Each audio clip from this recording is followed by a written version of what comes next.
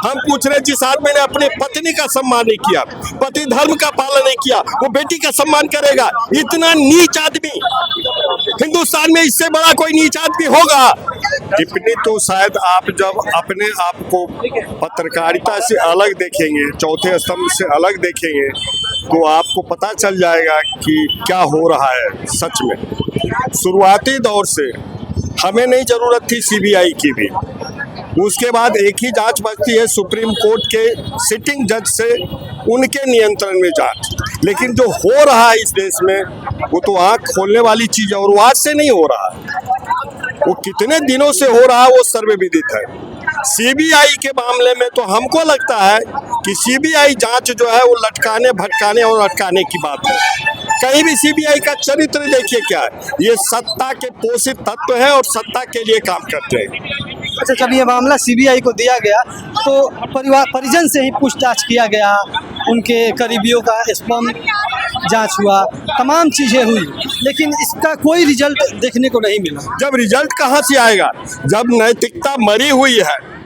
इस देश में वोट पैसे पे लिया जा रहा है, लोगों को हिंदू मुसलमान हिंदुस्तान पाकिस्तान करके जिया जा रहा है, तो उसमें व्यक्तिगत सम्मान व्यक्तिगत इच्छा कुछ भी मायने नहीं रखती है। आप शुरुआती दौर से देखिए इसका घटनाक्रम, आप अपने व्यक्तिगत प्रोफेशन से अलग होकर के देखिए क्या चल रहा है रवैया।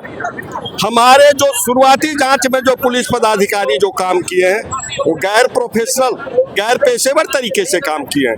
मतलब उनकी मंशा साफ थी किसी को बचाना, और वो बचाने के लिए काम कर रहे थे। इस मामले की अब एक ही लड़ाई है कि जो लोग हैं उनको लड़ते रहना पड़ेगा, और अंतिम पटकथा उस दिन लिखी जाएगी जब इस सत्ता के दरिंदे, मैं बता रहा हूँ, इसमें जो एनडीए की जो सरकार है वो सत्ता के तौर पर एक दरिंदगी के तौर पर आ गई है, उतर गई है, उनकी दरिंदगी चल रही है। और इन दरिंदों को जब तक सत्ता से बाहर नहीं किया जाएगा, इस समस्या का समाधान है और इसका जवाब और इसका जो भी सजा है उसी के तौर पर मिलेगी। क्योंकि हमको तो लगता है कि उसके बाद भी सुप्रीम कोर्ट में ये मामला लटका दिया जाए, क्योंकि जांच एजेंसियों का ढुलमुल रवैया है।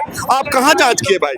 आपने साक्ष्य को प्रिजर्व नहीं किया, मामले को लटकाया, और जो भी चीज है हर वक्त आपने जो अपराधी किस्म के लोग हैं उनको बचाने का काम कर रहे हैं। अच्छा, बिहार में एनडीए की सरकार है और अभी 5 राज्यों में चुनाव है। प्रधानमंत्री जहां भी जा रहे हैं बेटियों की रक्षा के लिए, महिलाओं की रक्षा के लिए बड़े बड़े मंचों से भाषण दे रहे हैं कि अगर इस राज्य में हमारी सरकार बनती है, खासकर पश्चिम बंगाल में हमारी सरकार बनती है, महिलाओं को सुरक्षा देंगे। लेकिन एक तरफ जब देखा जाए कि उनके ही राज्य बिहार जहाँ एनडीए की सरकार है, इस तरह से आज 90 दिन होने के बाद भी एक बच्ची को, एक लड़की को न्याय नहीं मिलता है, तो उस बड़े मन से प्रधानमंत्री का जो भाषण देना कहाँ तक सही है? देखिए, मेरे लिए दुर्भाग्यपूर्ण स्थिति यह है कि मैं इस नरेंद्र मोदी जैसे दरिंदे का सपोर्टर रहा हूं 2014 में, लेकिन मुझे अफसोस उस दिन के लिए हो रहा है जब मैंने इस दरिंदे को चुना था। ये एक ऐसा अपराधी किस्म का आदमी है, बहुरूपिया है, जिसने बेस बदल के इस देश की सत्ता पे कब्जा किया है। और इसके जब पर्दे खुलेंगे, इसके राज खुलेंगे, तो हम लोगों को कहीं अपना सम्मान पूरे विश्व में नजर नहीं आएगा। ये ऐसा अपराधी किस्म का आदमी है, इसकी शुरुआती दौर से परत अब खुलने लगी है, और इसमें मेन कल्प्रिट मैं यहाँ बिहार सरकार को भी नहीं मानता हूँ। इसमें मूल जो रूप है प्रोटेक्शन देने वाला नरेंद्र मोदी है, जो हमारी सत्ता का जो संचालन वहाँ से कर रहा है, एक तानाशाह है। उसमें नैतिकता नाम की चीज नहीं है, ईमान नाम की चीज है। और जहाँ तक आपने सवाल किया बेटी बचाओ और बेटी पढ़ाओ, अरे बेटियों से इस बात को मतलब क्या है? बेटी का मतलब क्या होता है? वो बेटी माँ भी होती है, बेटी पत्नी भी होती है, बेटी दादी भी होती है, बेटी बुआ भी होती है। हम पूछ रहे जिस आदमी ने अपने पत्नी का सम्मान नहीं किया, पति धर्म का पालन नहीं किया, वो बेटी का सम्मान करेगा? इतना नीच आदमी हिंदुस्तान में, इससे बड़ा कोई नीच आदमी होगा? इससे नीच नरेंद्र मोदी से नीच आदमी होगा? ये ठेका ले रखा हिंदू धर्म का, जो अपनी माँ के श्राद्ध के टाइम में भी अपना सर नहीं मुड़ाता है और झूठ बोलने का काम करता है। बिहार में भी जब आए थे तो भाषण दिए थे महिलाओं को लेकर, चाहे जो पुरानी सरकार थी उसको भी लेकर दिए थे, इकट्ठा उट्टा की बात किए थे।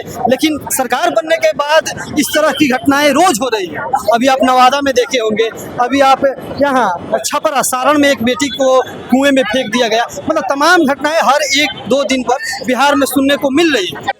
नशा है, ये बहरूपिया है, और ये हर प्रकार से एक ही काम जानता है, सत्ता पे कैसे नियंत्रण किया जाए। इसका एक सूत्री प्रोग्राम है, सत्ता पे नियंत्रण। और सत्ता पे नियंत्रण करने के बाद अपनी अय्याशी के सामान जुटाने वाले मित्रों की मदद करना, इसका और कोई काम नहीं है।